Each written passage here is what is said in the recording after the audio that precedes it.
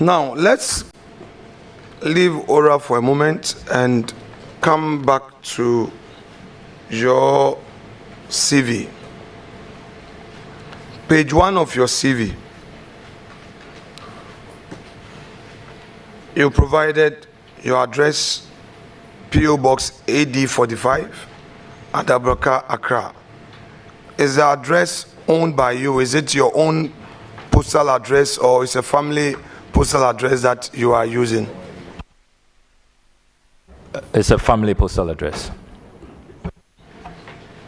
And how long have you been using this family postal address?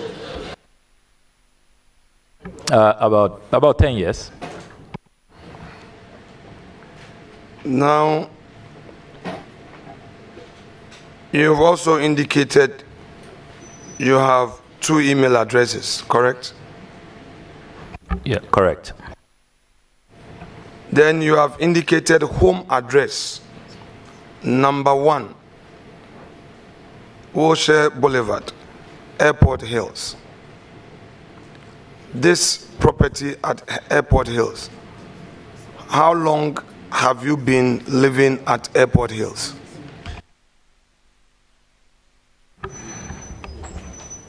About 8 years. Is it your own property?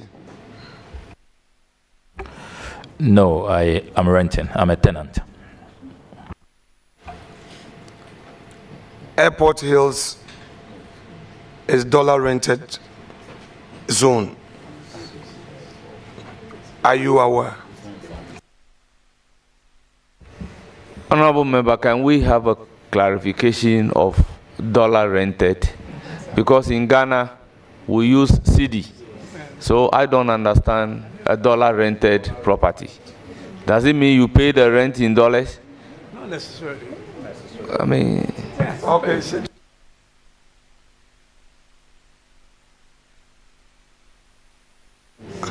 Okay, Honorable Member. So your rent, do you pay it monthly or you pay it annually?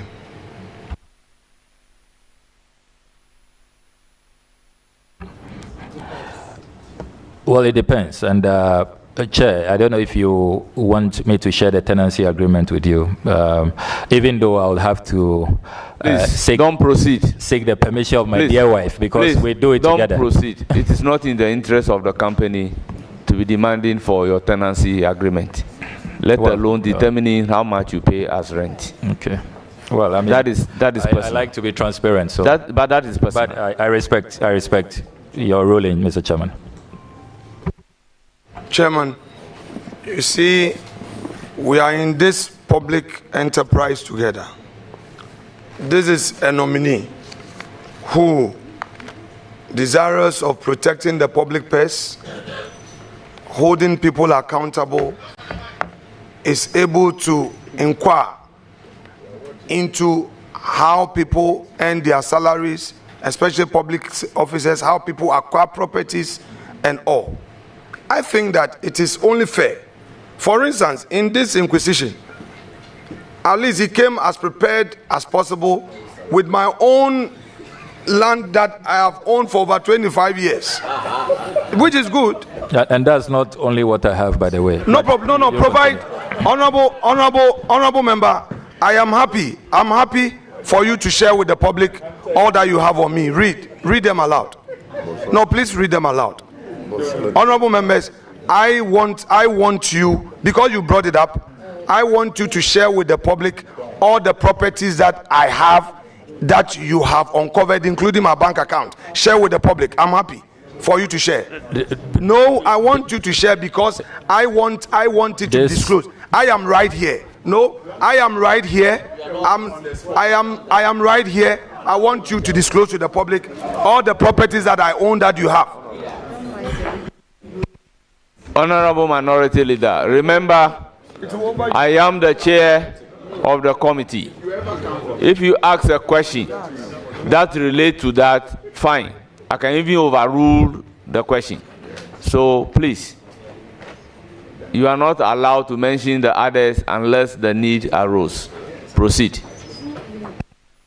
Honorable member, as part of your inquisition on me, did you discover some other properties that I own apart from what you have already mentioned? Which search result you shared? Are there others that you were able to uncover? Is there inquisition in the first place, or you just gather information? Don't worry, I will put it right if I should use gathered information. Well, Mr. Chairman, I will disclose what I have at the right time.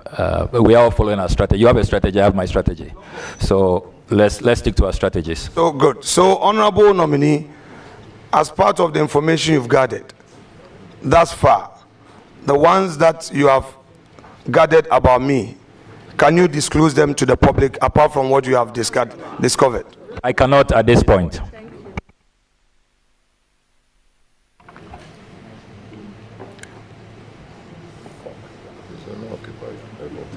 Honorable Nominee, this property at the Airport Hills that you say you rent, and you've been renting it for 8 years, do you pay in cedis or you pay in dollars?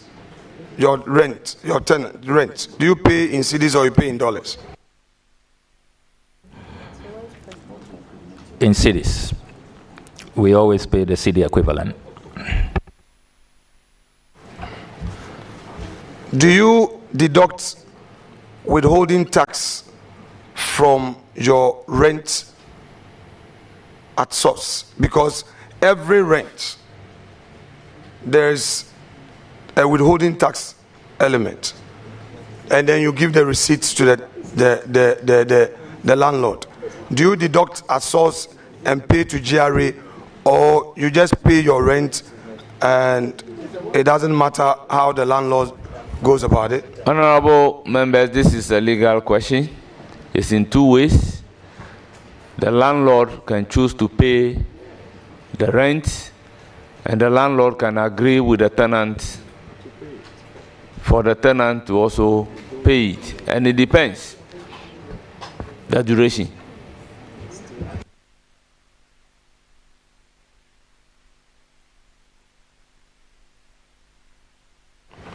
So he's opening it up for clarity. So choose the part you would want to answer. I'm not allowing you to answer that question. Chairman, please say so for the records. I didn't get that you have Question overruled. That's okay, no problem. Honorable member, on your CV, you have indicated on page 2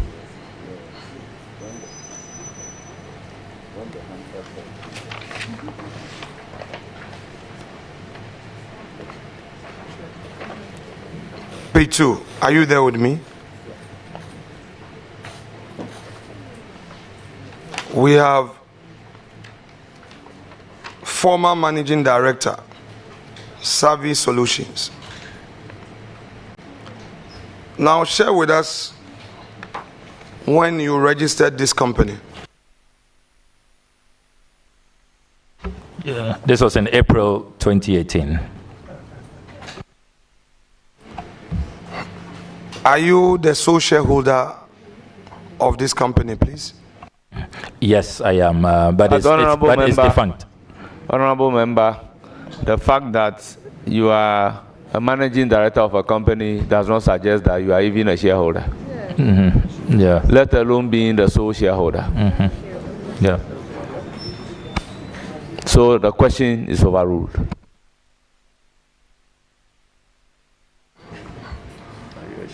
Are you a shareholder of the company? The company is defunct, so I'm no longer working or operating this company. Were you a shareholder of the company? Sole shareholder. From which year to which year did you operate this company? It was just about a year. It was short-lived. What was the nature of the business of the company? So it was communications and PR firm, and because I was appointed Deputy Minister for Information, I saw that there will be potential conflict, and so I decided to wind down to avoid a conflict of interest situation. Honorable Member, you served as a Deputy Minister of Information between 2009 to 2013. A moment ago, you said the company was registered in 2018. Please, can you bring clarity? Because you said 2018. No, I meant 2008. Thanks for the 2008. So let the record be corrected. April 2008. Please kindly take the leave of chair. So, Mr. Chairman, with your leave. 2008, not 2018. Yeah, 2008.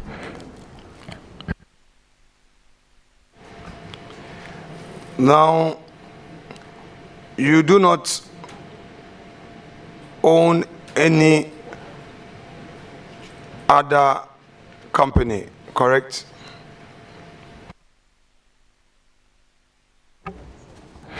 I'm a director in one company which is yet to take off. It's a farming arrangement that we are working on. I and a number of people, but it's just been registered, but we haven't fully taken off. We haven't fully started operations. And that's, if Mr. Chairman, you want me to provide the name, that's Volta Clenam Farms. We're going to go into massive cassava production. We want to produce starch from cassava. But it's still in the gestation period. We haven't taken off yet. So we've just registered a company, and we're still holding talks with potential interest parties. So if you say you've just registered the company, you mean you've registered it as a Registrar General's Department, correct? Absolutely. And you are the sole shareholder, correct? No, I'm not. There are others. I don't think I have their permission to go public with the identity. Okay, so you agree with me that to go public with information related to people, you necessarily will need their privacy, correct? It depends on the context and the circumstances. Yeah, it depends. That's. Can you? Because these are private individuals. They are not public officials. That's the point. I just needed clarity. So you have drawn the distinction that if these individuals are in the public service, their consent and permission is not needed because it will be in the public interest. Correct? Yeah, absolutely. But if they are private individuals, putting out their names will require their consent and authorization, correct? If they are not politically exposed. Sometimes you can have politically exposed private individuals. So that's why I say it depends on the circumstances. I mean, in these matters, you have to look at all. You have to look at all the parameters. Okay, so what I'm saying is that, so let me rely on your words. So you're saying that if these people are politically exposed, there is no such requirement for their consent before you put out their names, if I got you right. I have stated that it depends on the circumstances. So case by case, you make a determination. But you are aware that per the Companies Act and then the anti-money laundering law that we passed, we amended to Act 824 something. Yes, Act 824. These individuals that you jointly own shares with in this company are politically exposed by virtue of the association with you.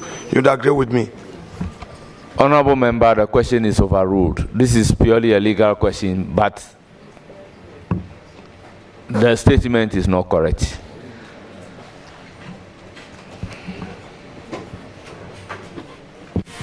Now,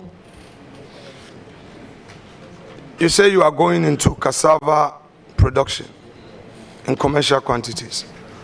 You have acquired the land already? It will be a cooperative, so we will not acquire the land. We've discussed an interesting concept where the community owns, say, the community will contribute land, the youth will be involved. It's part of next initiatives I want to introduce as a member of parliament in Northton, so it's all geared towards job creation and, promoting agriculture amongst the youth. So that's the kind of concept we are looking at, more of, a communal approach where families who own land will, bring it, young people volunteer, and then the proceeds will be shared amongst those who sign up for the cooperative program. So it's quite an interesting concept. That's what we are looking at. So we haven't bought any land at this point. So, Honorable Foreign Minister Designate, in your constituency, do you own any property there? Like the way I own a property in my constituency, do you also own a property in your constituency? Yes, I do. With us, how long you've owned this property? It's a property I use about 10 years to build. Simple 4-bedroom, 1 kitchen, no boys' quarters, no swimming pool, no tennis court. That's a simple structure. I've seen a lot of propaganda out there that I own a $3 million mansion in my constituency, largely fueled by propagandists in your party. But I don't own $3 million in Afenyo-Markin. I mean, absolutely preposterous and ridiculous. Those who attended my dad's funeral saw the property. Very simple property, built over a 10-year period. So if you want descriptions, that's what I can give you. The land, how did you acquire the land?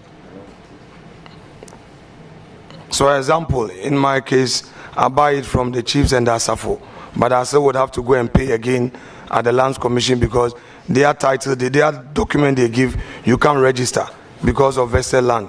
Do you have a similar situation in your area? No, mine family land. So, and because I'm member of parliament, they were very, very generous. It was largely a donation, just a little token to show appreciation. You know how people are very happy to reward people who are serving them diligently in their communities. So it was within that spirit. So, like you're saying that it's a family land, but it was given to you. Order. You are saying that the land upon which you built was a gift to you from a family because of your hard work as a member of parliament? That's not what I said. I said it belongs to a family. It's not a government land. It's owned by a family. And I'm saying that they didn't really let me pay a commercial value. I mean, I have to be grateful to them, and that's all I'm doing. So a little token, a little appreciation, really, but nothing significant. In the wisdom of the framers of the law, it's confidential.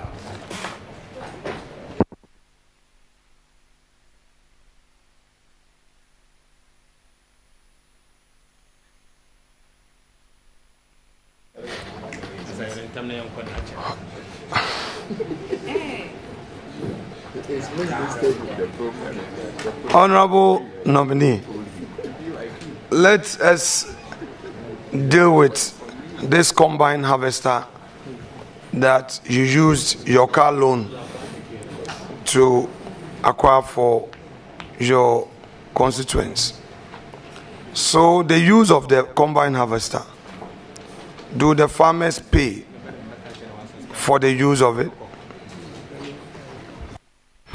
So the Afenyo rice farmers have a cooperative and they make it's heavily subsidized, so they make a little contribution which they use to service the combined harvester and to buy fuel and all of that. So it's their internal arrangement for servicing and buying fuel.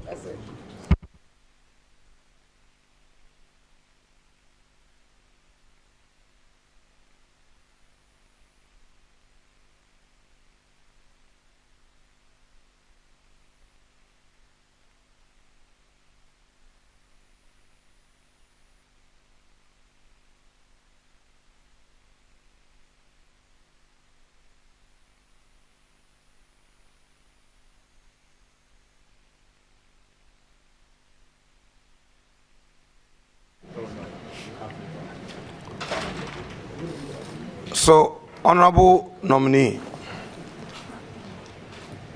are they in the process paying back the facility? No, they are not to pay back.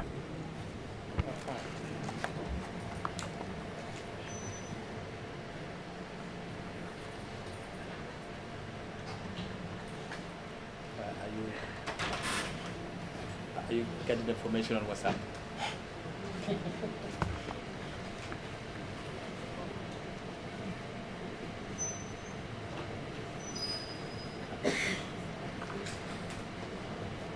Well, somebody send me WhatsApp messages to us.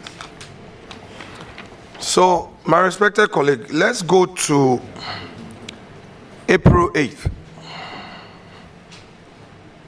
You publicly demanded on Twitter that former President Akufo-Addo should submit an annual presidential staffers report.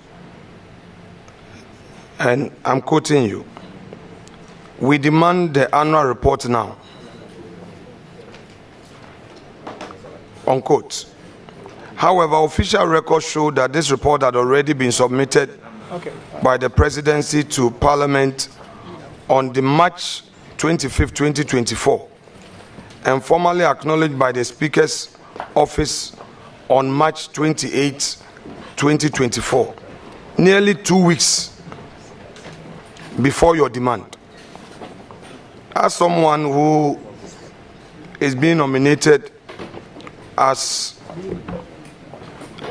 our chief diplomat, this office requires meticulous attention to facts and careful verification before making public statements. Can you explain, one, what steps you took to verify your information before making your demand public? That's the first one. The Clerk of Parliament, Mr. Jethro, will confirm to you that I called him to find out if the presidential staffers list had been submitted, and he responded that it had not been submitted. And you need to recall that consistently over the 8-year period is one of the items my caucus asked me to specialize in, and consistently I've had to. It's been really a difficult struggle to get the presidency to comply with that act, and you know that most often it is submitted after the March deadline. In April 2018, I thought that consistent with that track record, they had also missed the mark. And indeed, I did verify from the clerk at table, Mr. Jethro, before I put out that tweet. But you subsequently became aware that indeed the presidency had submitted the such information ahead of your publication, correct? So I saw a tweet, an X post by counsel to the president responding to my post that they had submitted it earlier. So I took steps to follow up from the Speaker's office. And I can't place on record that I have been pursuing that document since. strangely, I haven't seen it, despite my pursuit. And it's not been laid in the House, which is really strange. I don't know what happened to that document in transit, but we don't have copies. No MP has been given a copy, which I find really strange. The fact is that the Speaker's office confirmed receipt of the said document way ahead of your publication. I wouldn't know that. President, Speaker communicating, writing letters to each other directly. They don't copy MPs. So I wouldn't know. I did my check, diligent check at the table office. Mr. Jetro told me it had not been submitted. And I then reminded the president that he has to comply. And if you check consistently, I've been reminding the president, and the president has not been complying with the law on this matter. Well, for me, I believe that the recipient of said communication is the Speaker's office. And to be fair to the president and all presidents, not only Akufo-Addo, our current president, once the communication is delivered to the Speaker's office, I believe that it would only be fair that even if our initial diligence search could not reveal the delivery of such, once we become aware, it is only fair that we acknowledge same and take note. I think, in all fairness to President Akufo-Addo,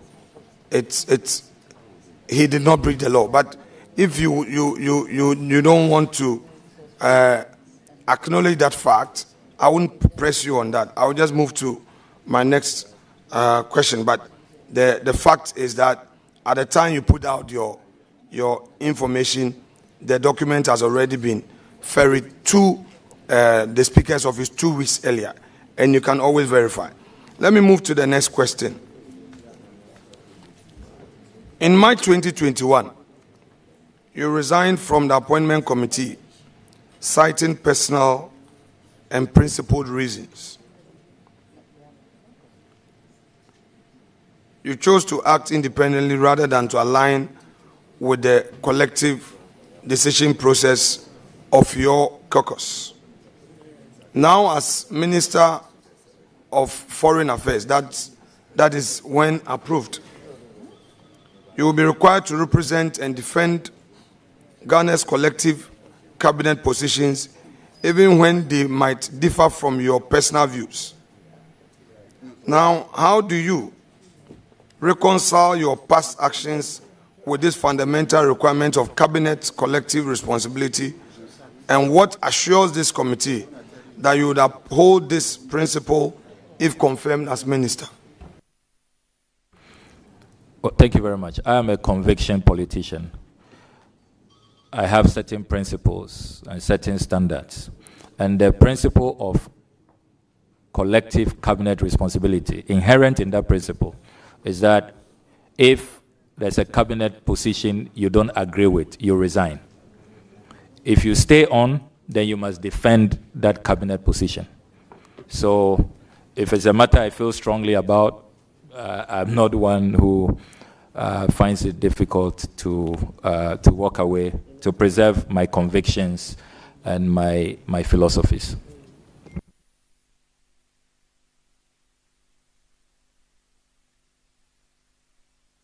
Thank you. Thank you. I refer you to a publication by graphic.com.gh on 12 September 2017, where former Attorney General, Mr. Martin Amidu, documented several instances where you allegedly engaged in confrontational exchanges with senior political figures, including your interactions with him on Isophoton case. Now, let's hear from you. Did you engage the former AG with a view to facilitating the payment due Isophoton at the time? Well, thank you very much. At the time, I was Deputy Minister for Information, and I received a petition, came to the ministry, and I'm glad that former Ministers of Information are here. I see the Honorable Mahama Ayariga. It is key to the mandate of the Ministry of Information to receive feedback and ferry that information to the relevant quarters. So in this case, there was a petition from the director of Isofoton, and all I did was to forward that. And if you, Mr. Chair, you give me the permission to read from the current Ministry of Information's website. I have a printout here, a statement introducing the ministry, signed by the former Minister for Information, the Honorable Fatima Abubakar. And she states here, and Ghanaians who are watching can log onto the website of the Ministry of Information, which is appears to be now defunct, by the way. The Honorable Fatima Abubakar writes, quote, "Our goal as a ministry is to empower the citizens of Ghana through information dissemination to ensure transparency and accountability in public policy cycles. The mandate of the Ministry of Information is to facilitate the gathering of feedback for the executive branch of government," unquote. This is President Akufo-Addo's Minister for Information. And that's all I was doing in the Isofoton matter. Okay, so if so, why then would he describe you, I mean, from what you are saying, public office holder, you received a petition, you have forwarded it to his office. First of all, let me understand you. Did you forward the petition requesting for payment through your ministry by a letter? Did you write to his office? No, I was not requesting for payment. I was only serving as a conveyor belt. This has been brought to the Ministry of Information. We collect feedback for various government agencies. So please receive this. That was all. I didn't pass any judgment. I'm not the Attorney General. I mean, how dare you dictate to the Attorney General on what to do? So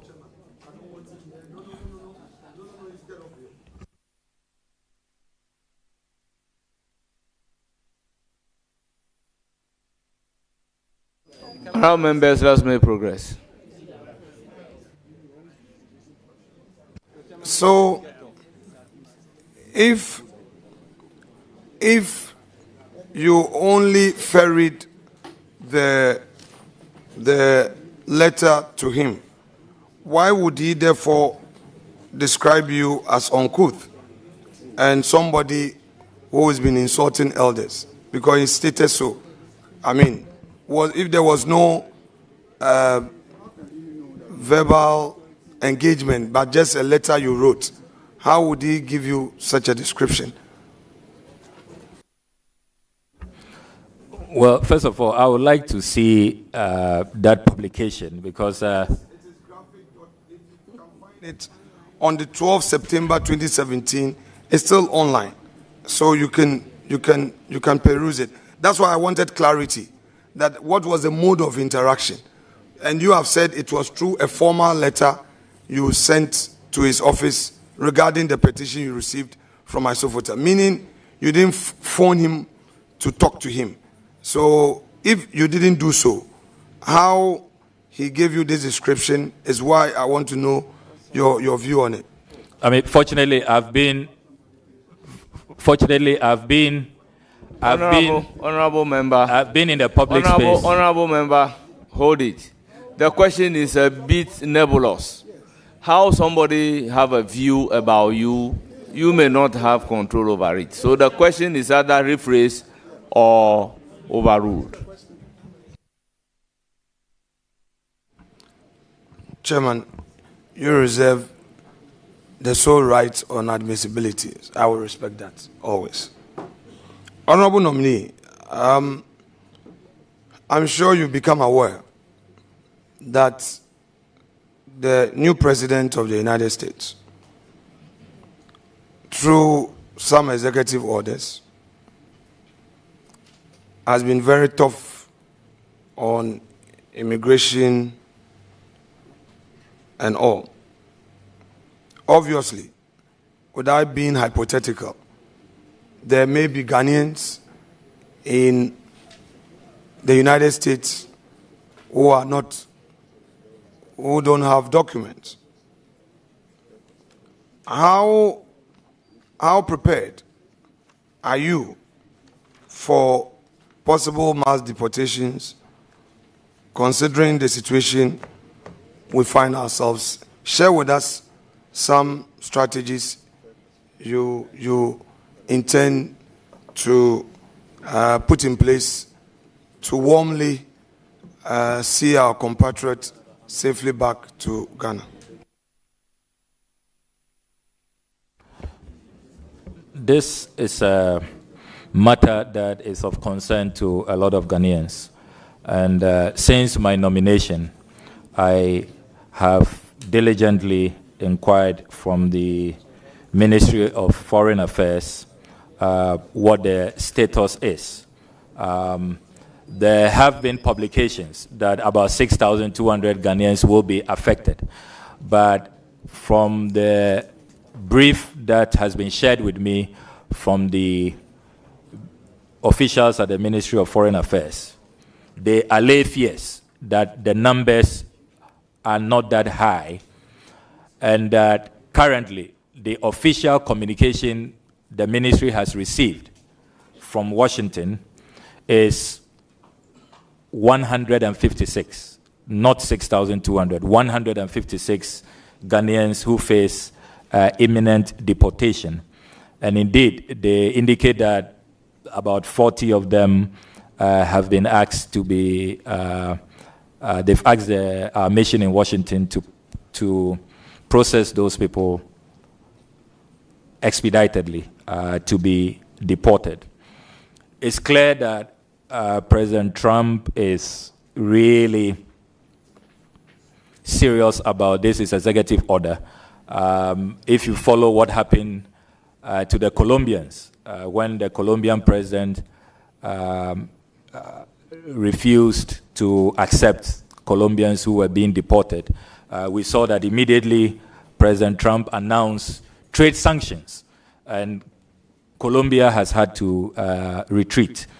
So I think that the strategy that we should deploy as a country is to ensure that our missions abroad extend consular services to all of these persons. They are our compatriots.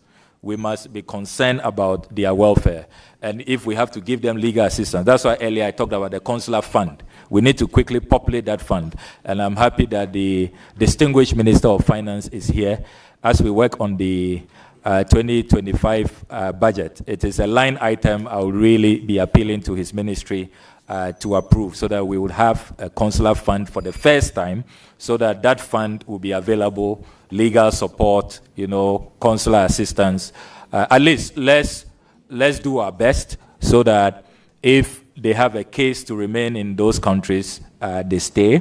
And then if they have to be received by us, it is also done in a humane way that respects their rights. So we are not going to leave them there to struggle on their own. We will let them feel and know that the government of Ghana, the people of Ghana, care about their plight, and that we are doing our best to extend to them consular assistance.